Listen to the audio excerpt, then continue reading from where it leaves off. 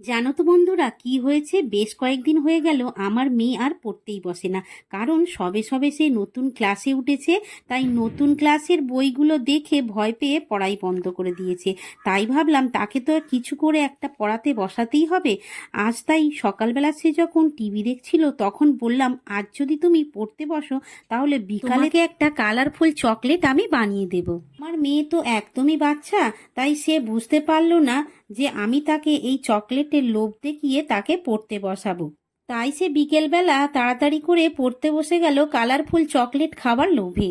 By the way বন্ধুরা, তোমরা যারা যারা চকলেট খেতে ভালোবাসো তারা লাইক করে আমার পাশে থেকো, আর যারা চকলেট আইসক্রিম দুটোই খেতে ভালোবাসো তারা লাইক ও সাবস্ক্রাইব করে আমায় সাপোর্ট করো।